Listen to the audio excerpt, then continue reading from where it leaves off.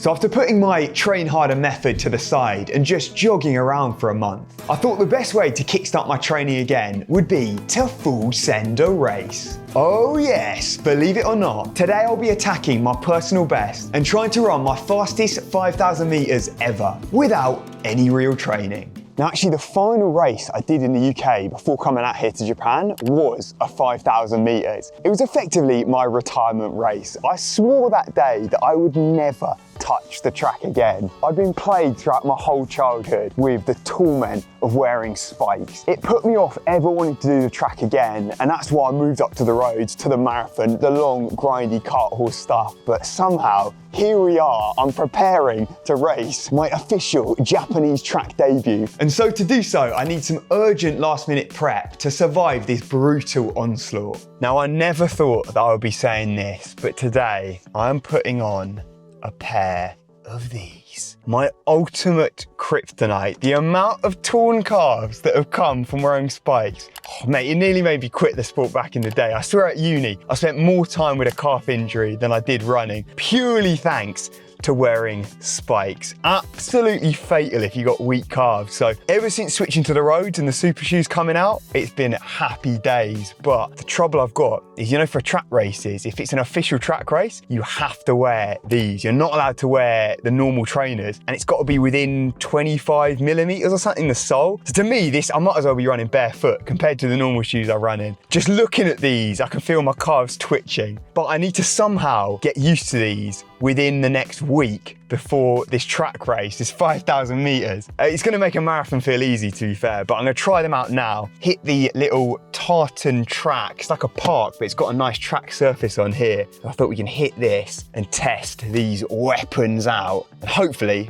not rip a calf this time. So what happens is you go from normal trainers where the heel is about 10 millimeters higher than the toes, which massively offloads your calves while you're running, to then in spikes where that height difference is non-existent and they have to work over time. So if genetically you've got ridiculously short calves like me, it's just a recipe for disaster. And wearing these was just as bad as I'd remembered. Jesus, how do people wear spikes? That was genuinely nearly the end of my running career right there. I felt my calves hanging on by a thread. They were about to go any minute, and I did what? 4 by 150 meters. That was nearly game over. I genuinely don't know if I'm gonna make it through this track race. So my lack of fitness is the last thing I'm worried about right now. Because for those of you who've been out the loop, I took a relative rest month, no sessions, and just some light jogging to give my wonky back a chance to reset. And I'm now in the rebuild phase, aiming towards the Yamagata Ekiden at the end of April, and then straight onto a big half marathon block, which I'll be announcing soon, as I've got some very tasty looking races coming up. And it's looking like there could be some pretty toasty ones out there. You should know by now how brutal the Japanese summer is. And even this Ekiden race, which actually when you're watching this video, that's gonna be tomorrow. The last couple of years, that's been like 25 or something. So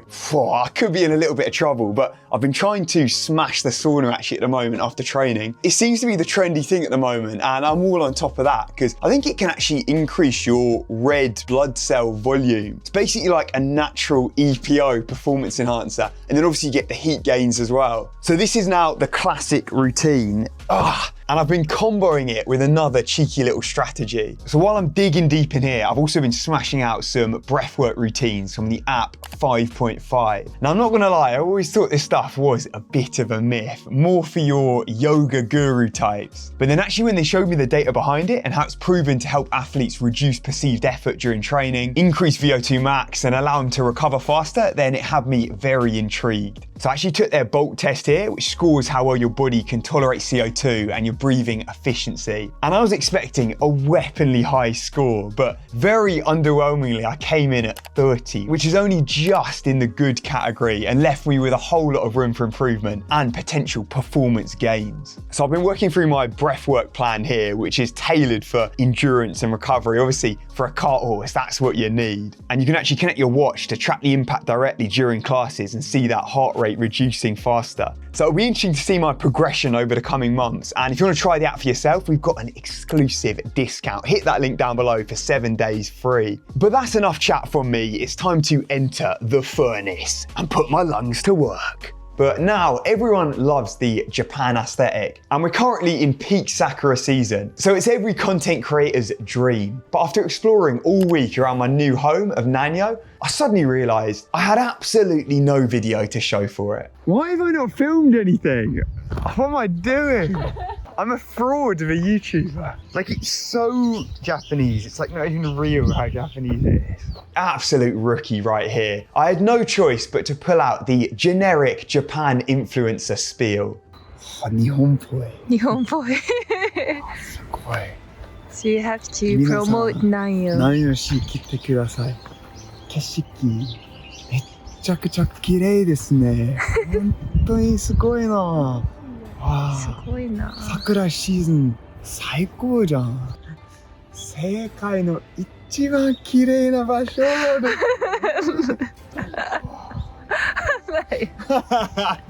Your acting is very bad. Yes, it appears the peaceful sakura aesthetic just isn't quite my vibe. Hello. Bang! That's the kind of cool video. I think I need to stick to my lane and do what I do best. It's RANTOJAPAN time. So I was just in the konbini and I spotted this peculiar new item that they've got. I love trying out the random new specialties, and I think this one is basically going along the birthday cake theme, but in sandwich form. And the reason I picked this up, I saw in the UK, I think it was M&S maybe, did a version of this. And I think everyone was slagging it off, saying it was terrible. So let's see if Japan can do a better job. But it's basically a ton of whipped cream, some little chalky sprinkles. And I don't know if the bread is sweetened or not, because that's the problem. If the bread isn't sweetened, I can't imagine this is gonna hit. Is this just a novelty item, or have we picked up an accidental winner here? I am the sweet tooth connoisseur. Let's give this bad boy a bite.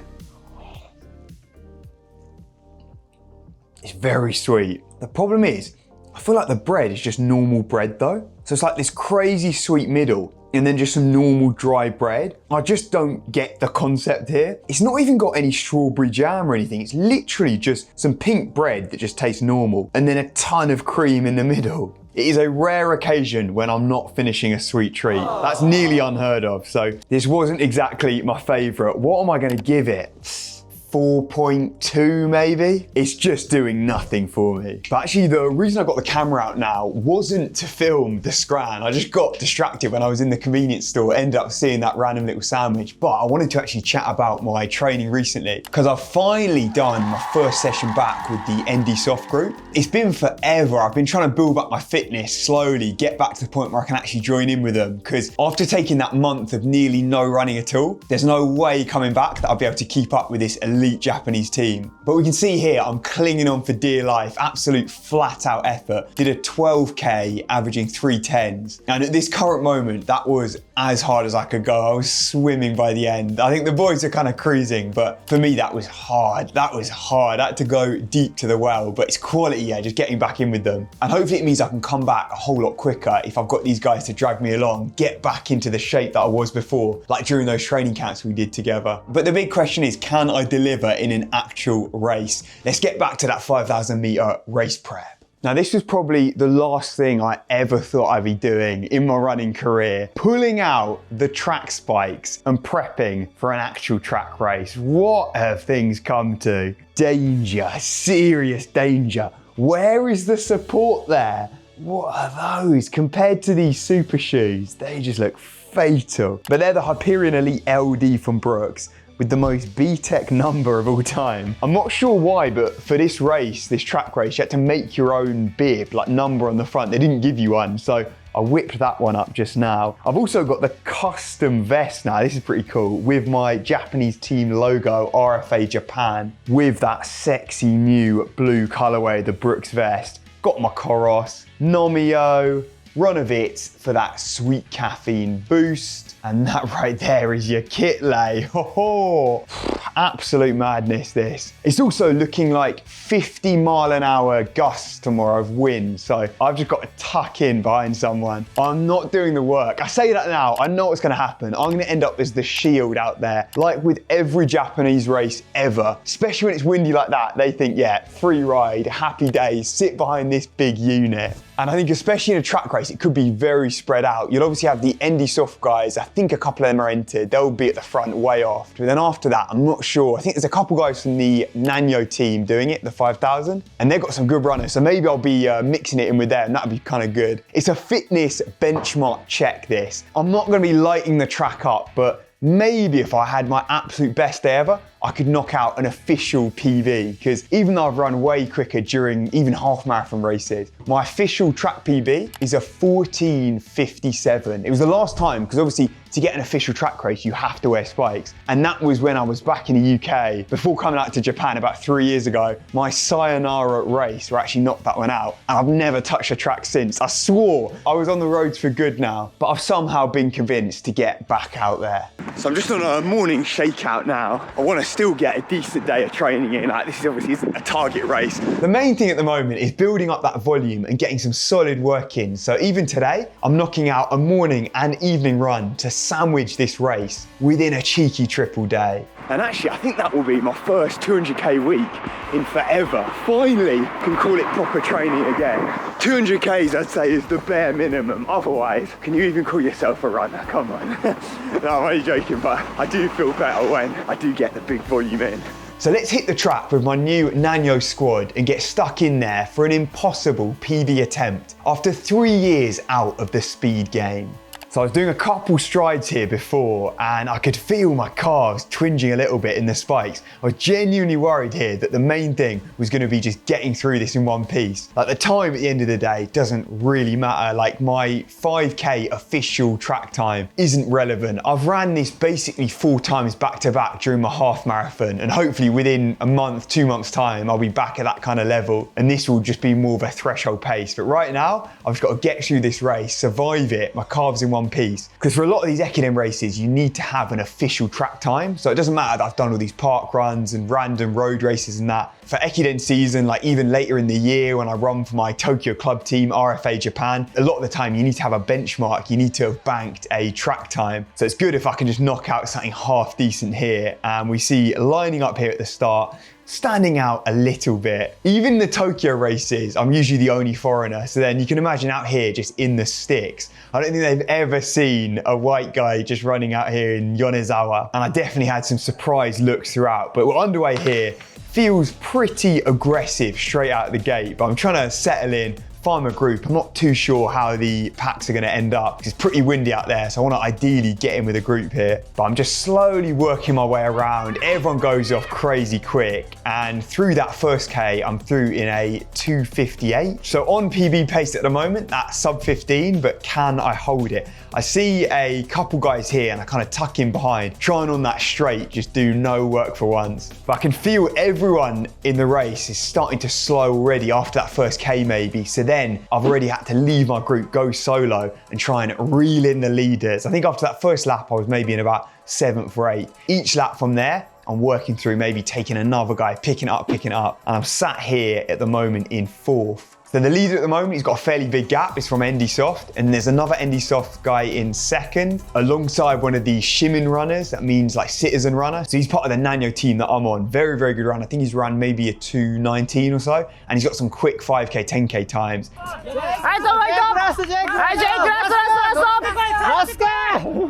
And I managed to move past one of the Indy Soft boys just on that last lap as I'm kicking for home. I know I'm going to be very close to a PB, very close to that sub 15, and we'll see at the end.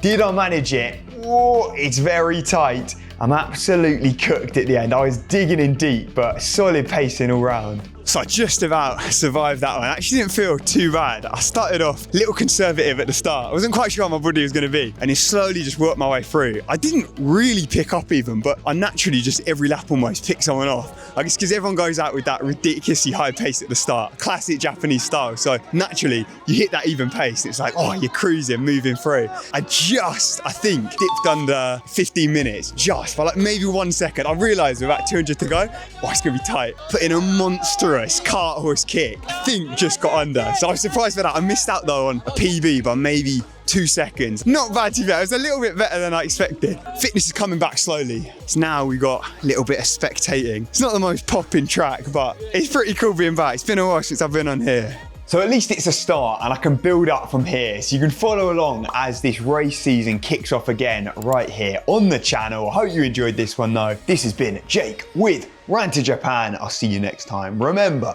train harder, not smarter. Let's get it.